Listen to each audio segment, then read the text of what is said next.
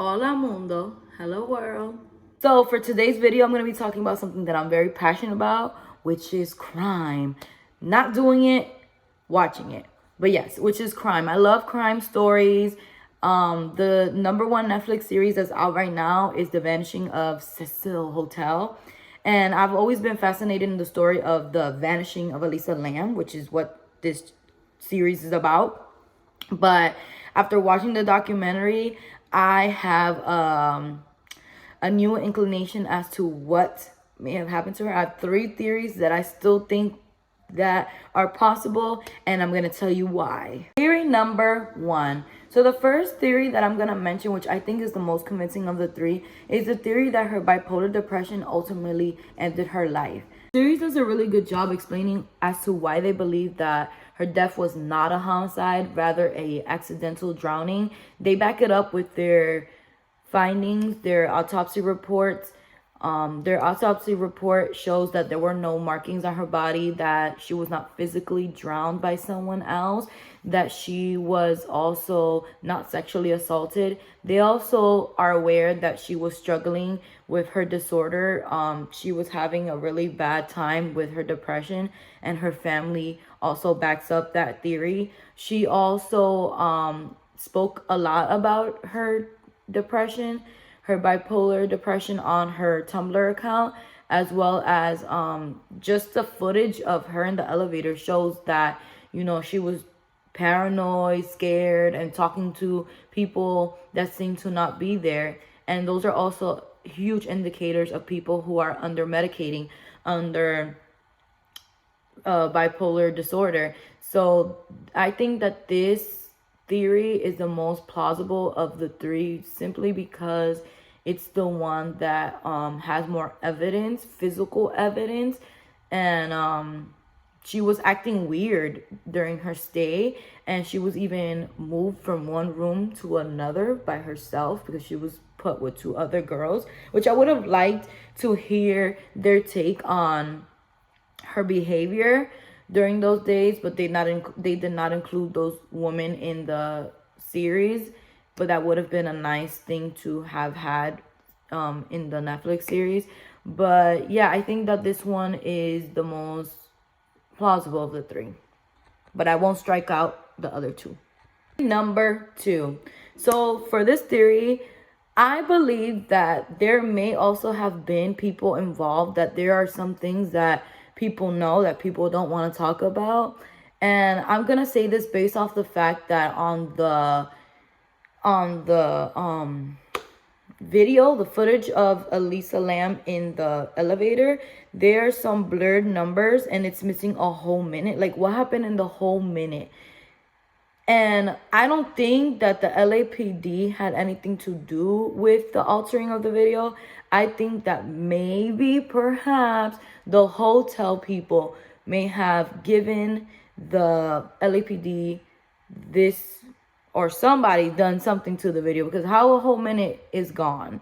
And I think that also that the lady in the video, the series, the lady in the series that was a hotel manager was acting so off, so suspicious. But that doesn't also mean that she killed Elisa Lam or anything. Like, the reports show what they report, but I also think that there may have been more people involved, because I'm not the only one who thinks like that.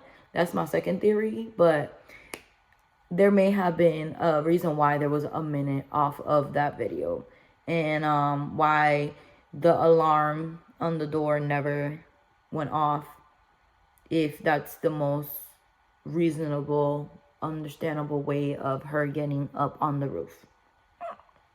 Theory number 3. So this one's my kind of like my personal thought on what happened. I think that it's not backed up by evidence, but it is sure as hell backed up by history.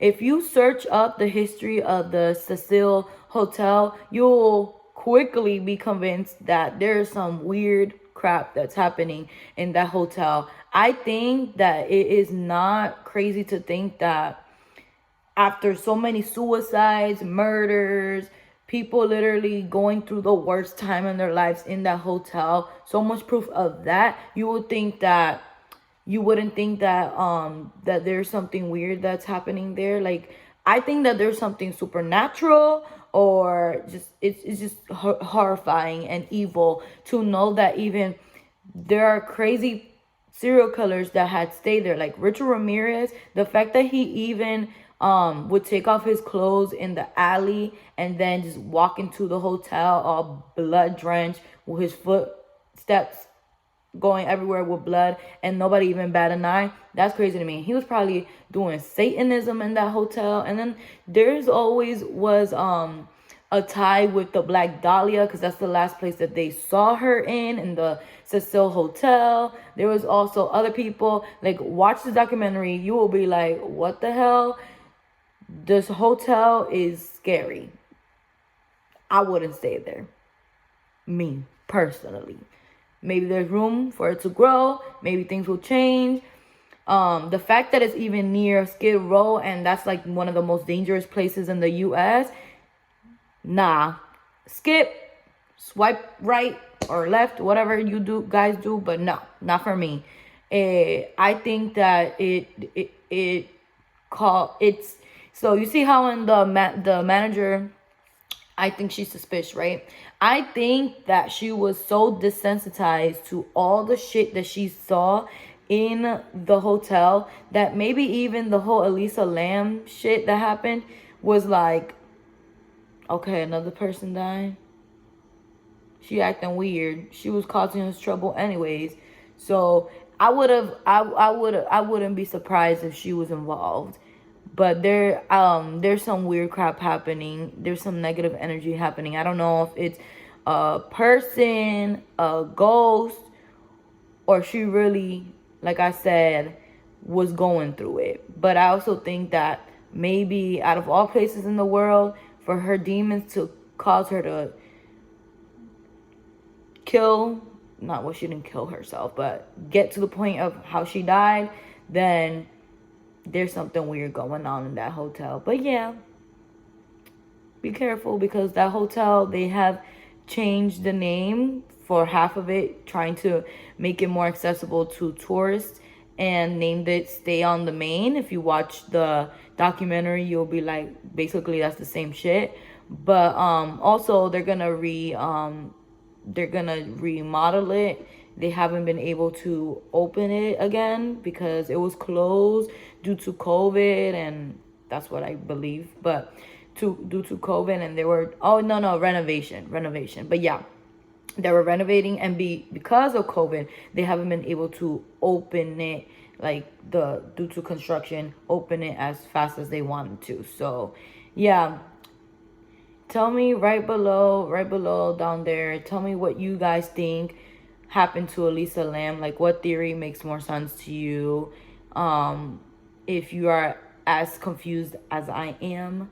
And don't forget to like and subscribe. Remember that when you like and share and support this girl's dreams, support this girl, then you support her dreams.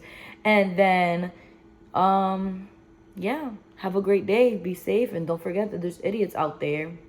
Peace out. Theory.